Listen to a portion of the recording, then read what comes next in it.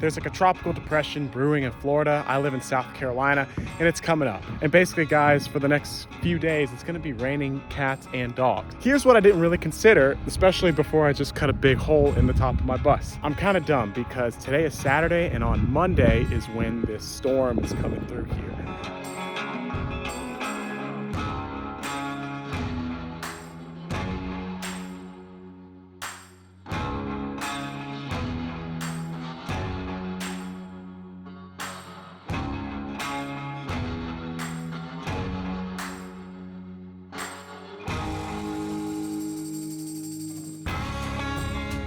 Hey guys, Cody here from Escapade Made.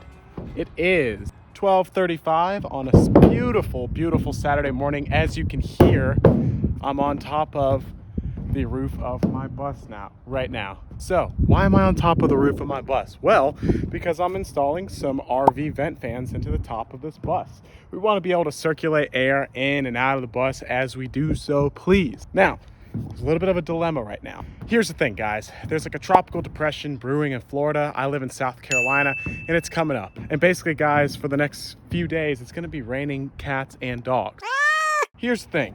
Just went ahead and cut a massive hole into the top of my bus. Now, was that the smartest thing in the world? Probably not, especially considering the amount of weather that's coming this way. However, this is the next thing that I need to do in this bus. So what I'm gonna be doing today is installing this RV vent fan. However, once you install it, you have to put the butyl tape on, and you have to put this, what they call like self-leveling glue on top of it.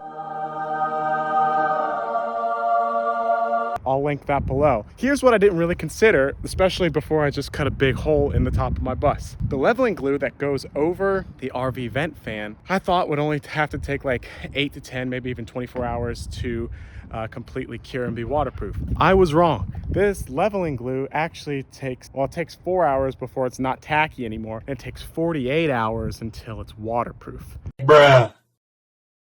I'm kind of dumb because today is Saturday, and on Monday is when this storm is coming through here. Is this gonna be waterproof by then? I really hope so. If not, then we may have some leaks in the top of this bus. Is it the end of the world? No, but I mean, who wants to have water coming into their bus or RV? So really hoping that I can get this done today. We're kind of racing against time, so follow me along on this episode as I cut a big hole in the top of my bus, get this thing installed, and get this glue on top of here. So let's go ahead and get into it, guys.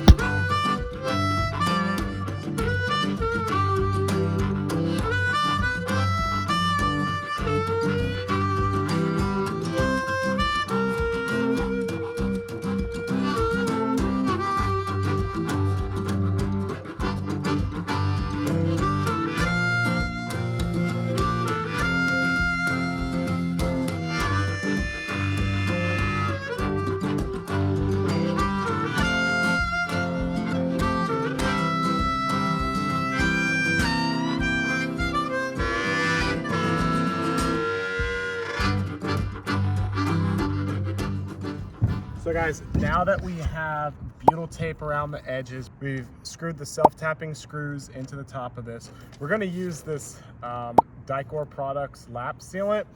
I wasn't really sure about this, but then I made a post on the Schoolie Planet subreddit just asking about just general sealants for RV roof vents, and everybody recommended this. Apparently you're supposed to be really generous with this, like glob it on there.